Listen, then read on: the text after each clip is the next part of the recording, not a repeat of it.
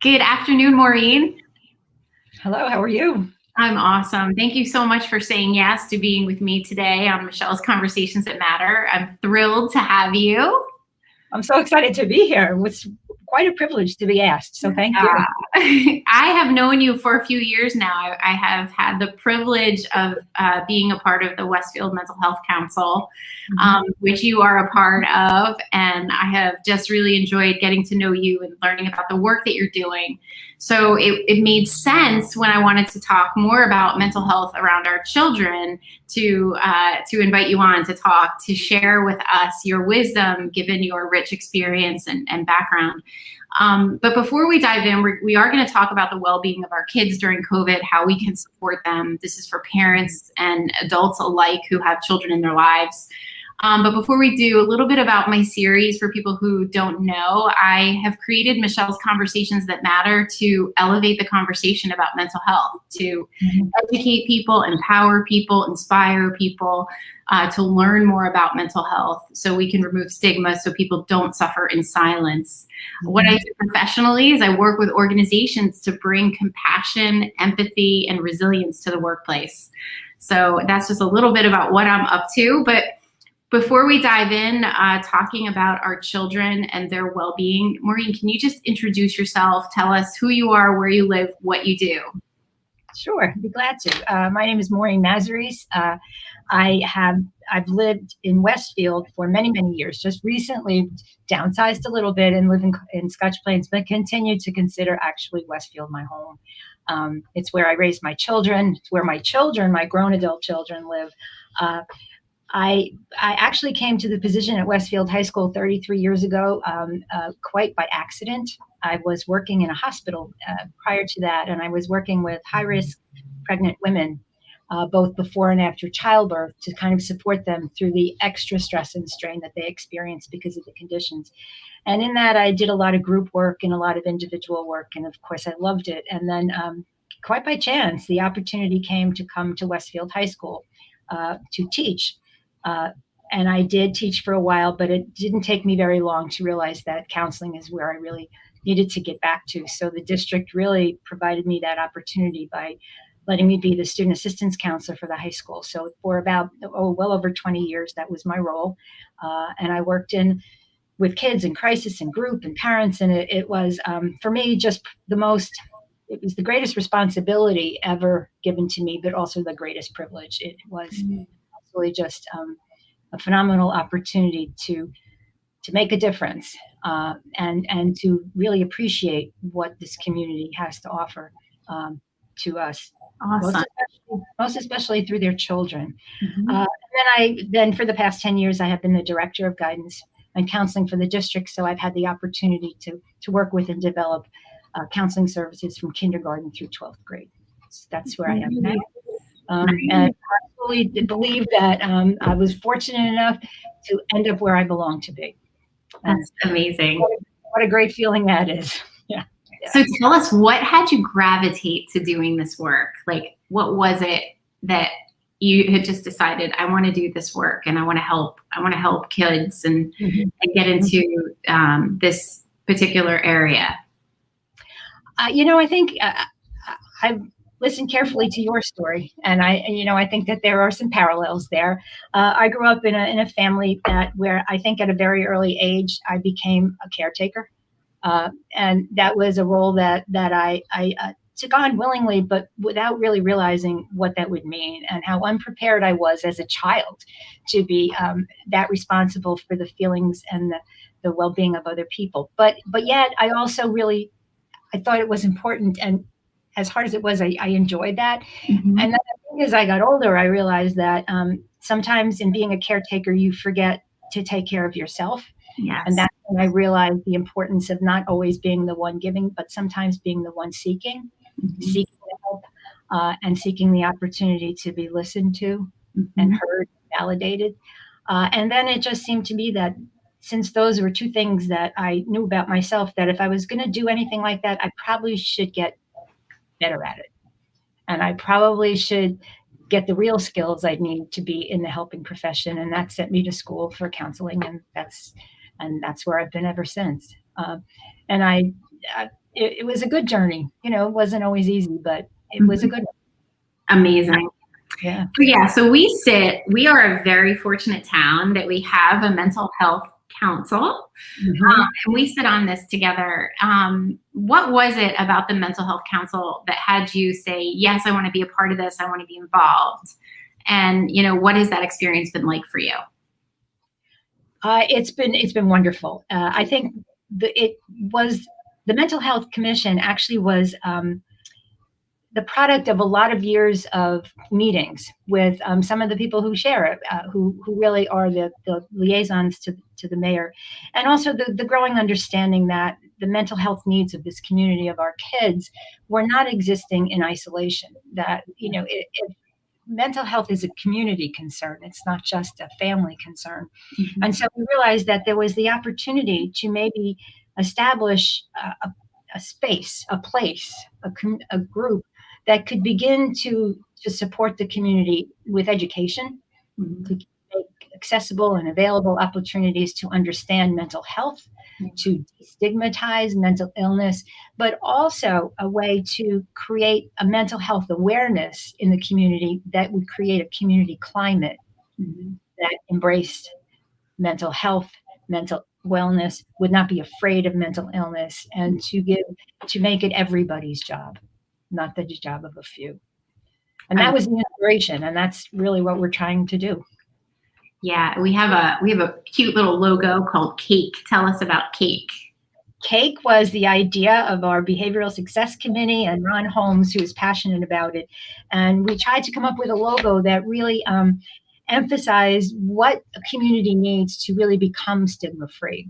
And so CAKE stands for compassion, acceptance, kindness, and empathy. And that if we could begin to make people aware of those four things, and also to see them in our community, to see, I just saw empathy. Mm-hmm. Wow. Or I just had the opportunity to be kind, and look at what happened there. That if we could develop those four skills, awarenesses, commitments, we would begin to develop that kind of community that would make people feel safe enough to get help when they need it, but also could be helpers so that people don't always need to go professionally to get help. Awesome. It's really, I was at Franklin School, and they did a whole kindness week, right in line with that, and built a kindness chain, and they've delivered some of them to the high school. So it's catching on, you know, it's awesome. Catching on. It's awesome. It's really awesome that we have the support of the mayor to do this, to be out there causing more open conversation and more compassion. So good. Mm-hmm. So let's talk about our kids now, because this is a topic. I have very dear friends that have kids that have been concerned about their kids throughout this pandemic. You know, we're homeschooling, we're in school, we're hybrid. It's like, you know, nothing but change has been occurring over this past year. And you know, we also have the rise of youth suicide, and that's a very real statistic that is incredibly sobering when we think about the well-being of our kids. What have you seen with our kids throughout this pandemic that you could sort of share with us and give us some insight about? Mm-hmm. I think what we have seen, not just through my eyes, but through the eyes and ears of the staff, the teachers, parents, is just a continuum of things. I think in the beginning, kids were shocked, afraid,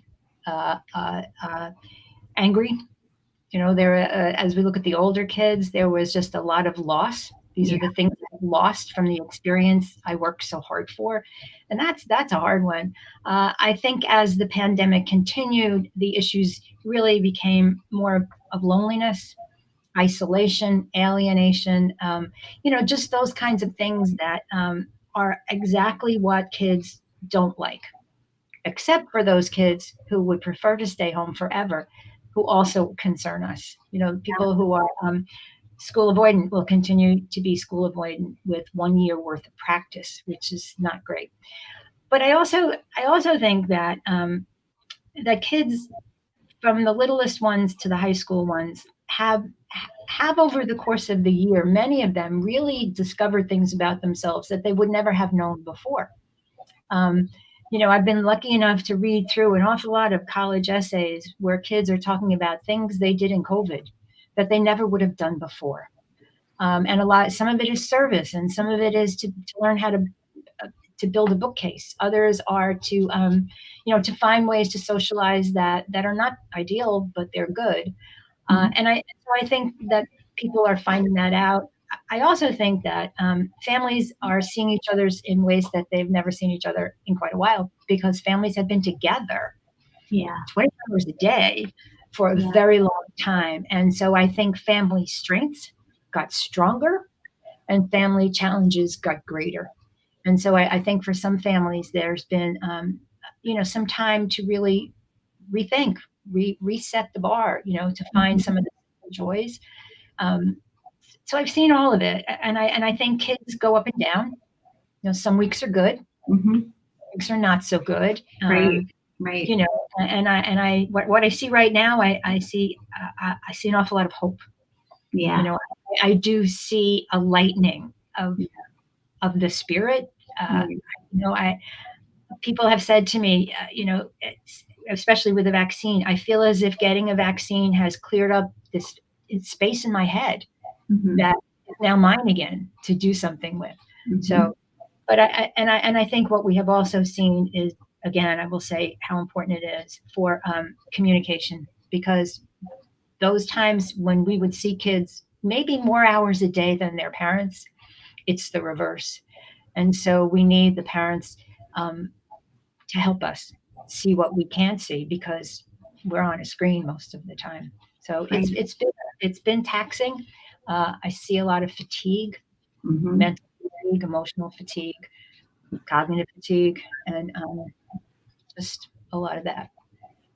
But I have faith in children. I really have faith in children. I do, and I think that they want to be okay. Right. We did the resilience program for the community, and at the end of that, we had a few parents asking questions. How do I support my kids? How do I make sure they're okay if they're struggling? Like, what can I do? And you shared some really, really great wisdom. I would love for you to share with the parents who might be listening. Okay. I think that the greatest wisdom I have is this. I think that our children, especially teenagers, they sometimes hear what we say, but they always see what we do. And I think that modeling self-care, modeling mental health hygiene, what do we need to do every day, and doing it so that they see us do it, keeping a schedule, getting regular exercise, talking, finding places and times and people to laugh with, expressing love and affection, but modeling it, and especially modeling. One of my favorite phrases is that with the gift of listening, you can almost breathe the soul back into existence. I think that parents need to model listening. I need to create space and listen to my children for the purpose of listening, not for the purpose of responding, and certainly not for the purpose of fixing, because you can't fix COVID. Yeah. You can't fix this.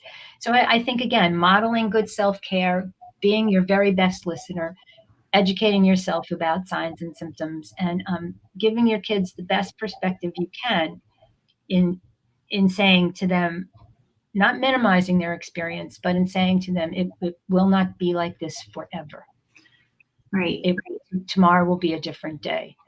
And I think we're seeing that. And again, and I think the other things that need to be part of that as parents, we need to be really careful of the other habits.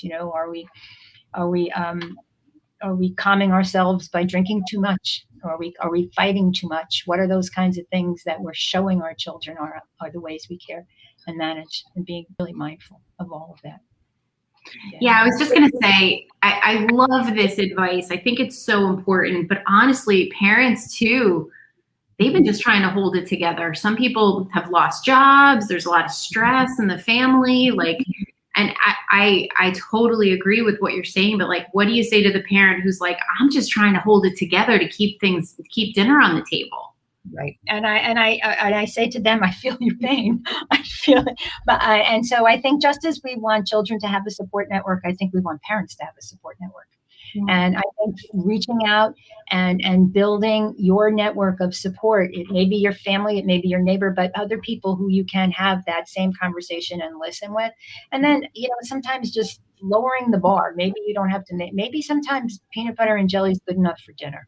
Maybe it's good enough, especially if we can sit down together and eat it. And have some conversation.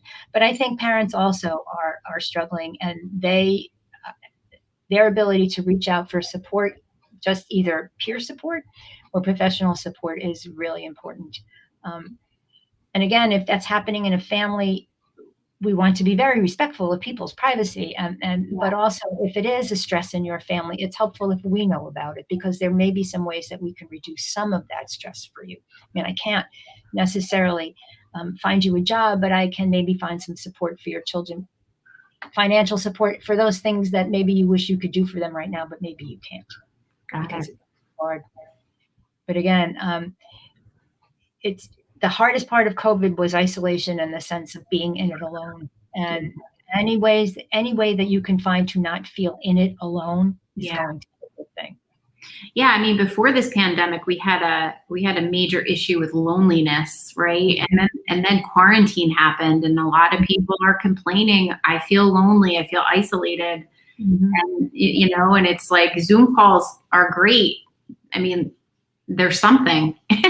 But now, we're fortunate we have the weather breaking so we can be outside. I think we have to start thinking about new patterns and new habits that we can do to just connect. Gosh. Yeah.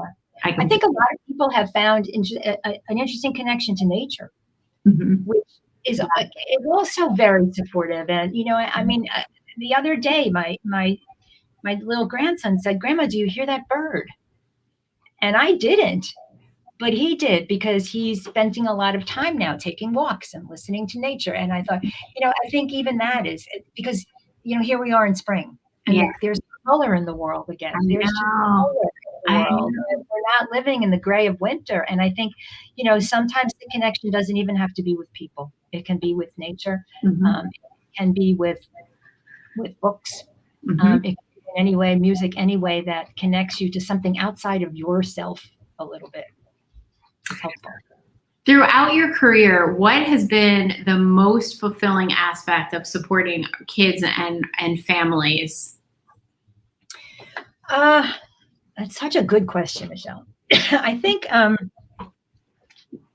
one of the things that you get in a career in education, as compared to some other fields, is that you get to really see what happens over time. And you realize that sometimes you will never see what you've done or the impact you have had until long after you don't see that student anymore. So I think it's given me an appreciation of process. We're all works in progress. Mental health is a work in progress. And so I think the most fulfilling thing for me has been to appreciate the patience of it and the persistence. And also to realize that for those kids who have that journey, to watch them persist, and to watch them, take a step forward and then maybe a step back, but then take another step forward. And every time you experience that in one student, you know that you can bring it to another. And so it's the compounded lessons I have learned from kids has probably been my best takeaway. I mean, absolutely my best takeaway. That's awesome. I've certainly learned more from them than they have learned from me. Yeah, I can imagine. I mean, they're brilliant, absolutely brilliant. So the other thing I will add is I had a very wise mentor, supervisor when I first started, and his words to me were, when I asked him why he became a therapist, he said, "Because I learned that every person has a story to tell." And I think that one of the joys of this job is realizing that is true. Everybody has a story to tell, and everybody's story is uniquely theirs. And if they share it with you, that's a privilege. It's a privilege if somebody will share it. I love it. So we share a common passion to remove stigma as we sit on the council, and May is Mental Health Awareness Month. So, Yep. we need to turn up the volume when it comes to talking about mental health. So what would you personally want people to know about mental health? I want to know that mental health is everybody's issue. And it's everybody's, and that I hope that what we will do is to pay as much attention to our mental health as we do to our physical health, that we will pay as much attention to our mental fitness as we do to our financial stability, and that we will make mental health a priority. And the first way we do it is to learn about it. What is mental health? What does it look like? How do you achieve it? How do you maintain it? And then how do you get help if your mental well-being isn't where you want it to be? If there's something that those things that we can take care of ourselves aren't enough, how do we get the help that we need? And how do we see it in our family and friends? Like, what are we looking for? And how do we learn to approach somebody we're concerned about in a way that is compassionate, accepting, kind, and empathic? That doesn't say, you have a problem. Yeah. Or say, I'm so concerned about you. I see things, I hear you say things that make me think that maybe something's hard right now. Can I listen? Can I help you? So take care of our own and be on the lookout for everybody else's. And you also shared, I don't want to steal your thunder. I have my last question is final words of wisdom, but you were mentioning about, society relates to us being mentally ill or mentally well. So talk to us about that. I think that's like saying the weather is good or bad. And the weather is the weather. And that is true of the status of mental health. Mental health, it's not a stable thing. It's not just like your health is not a static thing. So our mental health, it starts with good, sound sense of who you are. It starts with good, sound sense of mental health skills, behaviors, self-care. But it also, the most mentally fit of all of us will be challenged at times. There are things that are outside of our control. There's COVID, there's loss, there's fear. Anybody who goes through life and says they have never been afraid is not telling the truth for a reason I might not know. So I think that we need to know that the strongest of us, and even those of us with the greatest support system, may find times when we struggle. And some of the struggle is not to be avoided. Right. Grief is not to be avoided. Grief is to be embraced, as hard as that sounds, and to be worked with, not worked against. That you can't. The sadness, a little bit of sadness that comes from being an empty nester, the freedom that comes with that, but the sense of loss is something to be addressed. So no matter who we are, I had a little kid one time, and he was crying, and I said, "What's the problem?" He said, "I'm going to be 5 tomorrow, and I don't want to be 5. 4 is so good." And that's a little bit of introspection. It's a little bit of understanding that at that particular time he was feeling not as confident as he was the day before. So I think we need to understand that we should be prepared for the challenges that life sends our way, and not see them as something to be afraid of or catastrophize, but to be accepted and then worked with. And if you need help, get help. Amazing. So I don't want you to get emotional from this, but I have to share this with you. We have a guest watching that I think you might know who she is. Gloria, hi. Oh my goodness. And she's it's very moving to read that. Look at the impact you've had on her life. Oh my gosh, I'm so proud of you. I can't think of a more perfect person for the profession. That's great. That's amazing. Thank you. See that? Look at the difference that you made. Wow. Class of 96. Yeah. Wow. That's awesome. Oh, goodness. I just got chills. Yay. Any final words of wisdom? Anything else you want us to know? Any messages for parents out there? Yeah, I have a few. I just believe in yourself, believe in your children, but be real. In a school system, I think sometimes what we see, the first things we see that are concerns of us are behavior. And what I would really like to say to everybody, but to parents, is that the behavior is a message. The behavior isn't the problem. The behavior is a message, and the behavior is most often driven by a feeling, but more underneath that, the feeling comes from a need. And that if we can get to the need, then everything else will work itself out. Sometimes we are so saddened or so afraid by our kids' feelings that we jump to fix the feeling in a temporary way that never really gets to the need that the feeling is trying to talk about. So it's layered. And if you have trouble getting to the layer of the need, and we can help you here in the school district or in the community, we would be happy to do that. Amazing. Oh my goodness, such great wisdom. Thank you so much. I hope a lot of parents get a chance to see this, to hear your advice. I really appreciate you spending a part of your afternoon with me today. Great. Thank you. Thank you so much for being here. We'll continue our work in the Mental Health Commission.